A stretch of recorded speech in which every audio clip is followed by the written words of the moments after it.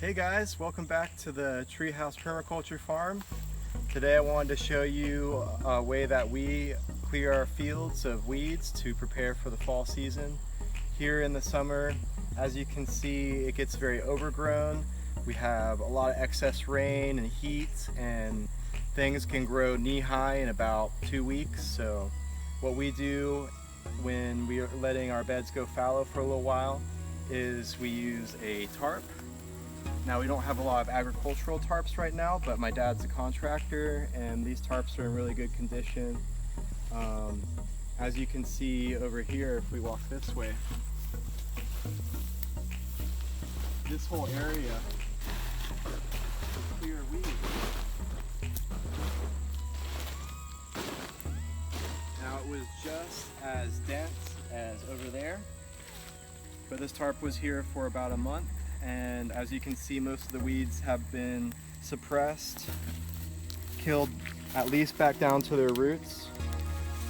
So here we can just pull out the remaining weeds that have persisted and then put a layer of mushroom compost on and plant right into that. So this is how we can do no-till in this situation.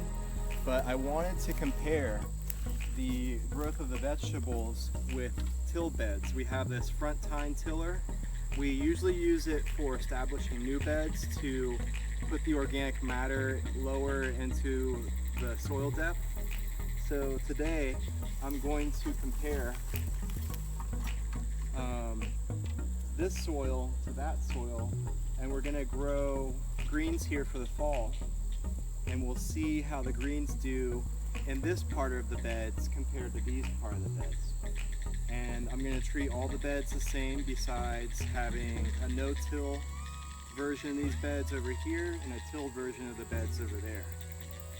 So I'll show you guys how I till and show you guys how things grow in a few weeks in another video.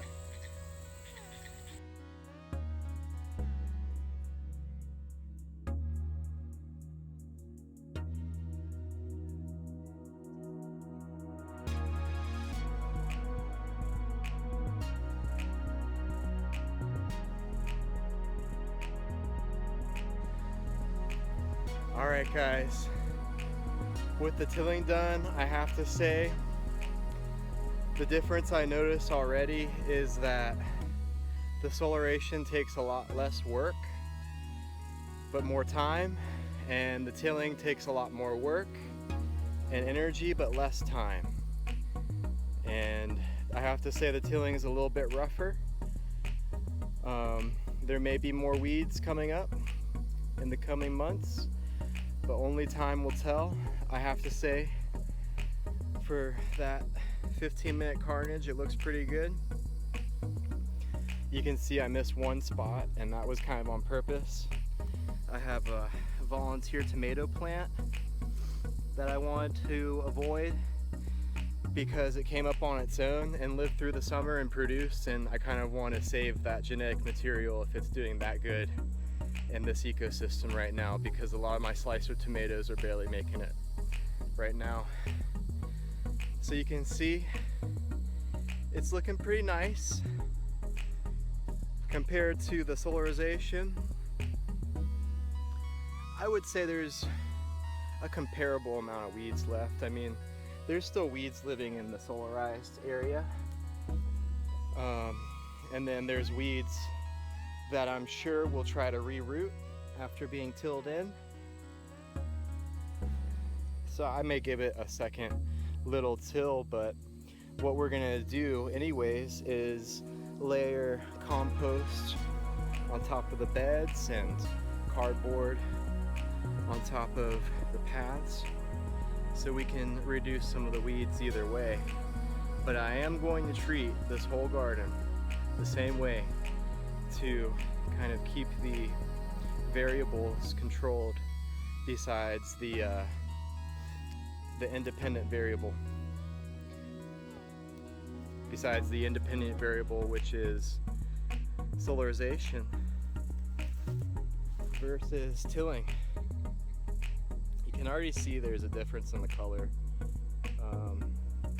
It looks a little sandier in the solarized area, but that's probably because I just tilled up all this really dark, moist soil.